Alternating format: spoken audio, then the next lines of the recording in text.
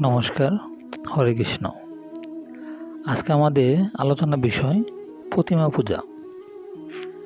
আমাদের সনাতনী প্রশ্ন উত্তর ও শাস্ত্রীয় প্রার্থনা গ্রন্থের এই প্রতিমা পূজা অধ্যায়টি নিয়ে আজকে আলোচনা করব। আমাদের প্রথম প্রশ্ন ছিল, পাথর, মাটি, কাঠ দিয়ে মূর্তি বানিয়ে পূজা করা উচিত? মানে আমরা যে বিভিন্ন পূজা করি, দুর্গা পূজা, কালী পূজা, লক্ষ্মী পূজা, সরস্বতী পূজা, এখানে যে প্রতিমা তৈরি করা হয় পাথর, মাটি অথবা কাঠ দিয়ে, সেগুলো কি বানিয়ে পূজা করা উচিত কিনা?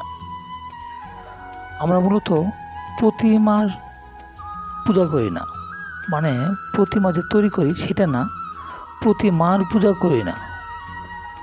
আমরা প্রতিমায় পূজা করি, প্রতিমার পূজা করি না। বিষয়টি হচ্ছে, আমরা হাত দিয়ে ভাত খাই, হাত কিন্তু খাই না।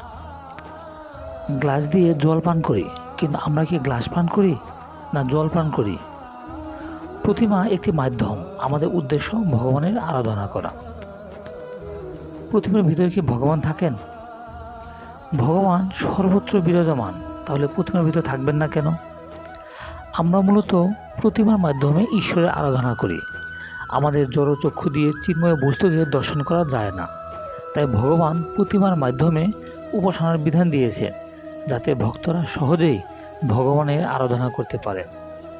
গীতাতেও 12 অধ্যায় 5 নম্বর শ্লোকে ভগবান বলেছেন, যারা দেহধারী মানুষ তারা অব্যক্ত নিরাকার ঈশ্বরকে উপলব্ধি করতে খুবই কষ্ট পায়। তাই বিভিন্ন শাস্ত্রে প্রতিমা পূজাকে সহজ ও গ্রহণযোগ্য উপায় বলেছেন। স্বামী বিবেকানন্দ এক রাজাকে বলেছিলেন, আপনার বাবার ছবিতে থুতু দেন। রাজা বলল, বাবার ছবির ভিতরে বাবা নেই ঠিকই, কিন্তু এই ছবির মাধ্যমে বাবাকে শ্রদ্ধা করি, ভক্তি করি। বিবেকানন্দ বলল, ঠিক এরকমই প্রতিমার মাধ্যমে আমরা ঈশ্বরের আরাধনা করি। গরুড় পুরাণে 24 অধ্যায় 12 এবং 13 নম্বর শ্লোকে বলা হয়েছে, নিরাকার ঈশ্বরে মনস্থাপন করিয়া চিন্তা করা অতি দুষ্কর ব্যাপার, অতএব মূর্তি কল্পনা করিয়া চিন্তা করিবে। হৃৎপদ্ম কণিকার মধ্যে শঙ্খ, চক্র, গদাধর, লক্ষ্মীসহ বিরাজিত পরব্রহ্ম নারায়ণের ধ্যান করিবে। তাহলে এই প্রতিমা পূজা কবে থেকে শুরু হয়েছে?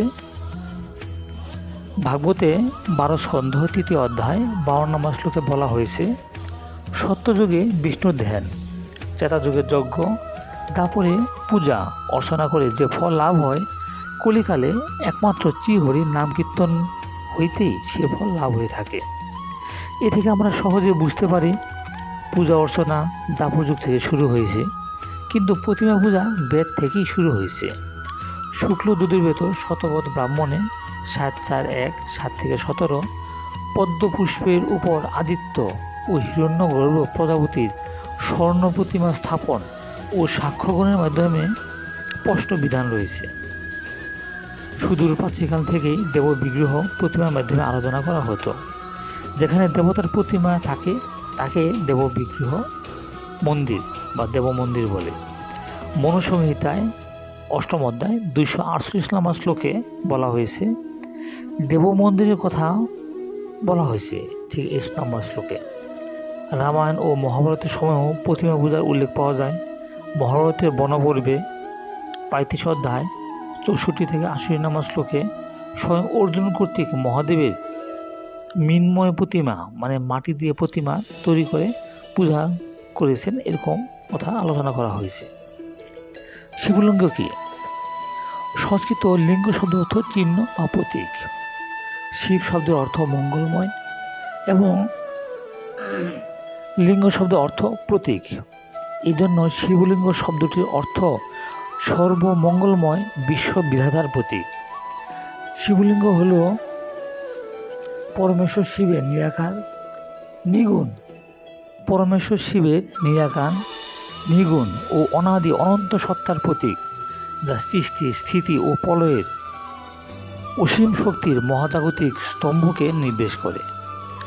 ব্যাকরণ অনুসারে লিঙ্গ 4 প্রকার: পুলিঙ্গ, স্ত্রীলিঙ্গ, কিবলিঙ্গ ও ভৈলিঙ্গ। আমরা প্রত্যেকে এই ব্যাকরণ বইতে এই লিঙ্গান্তরগুলো পড়ে থাকি।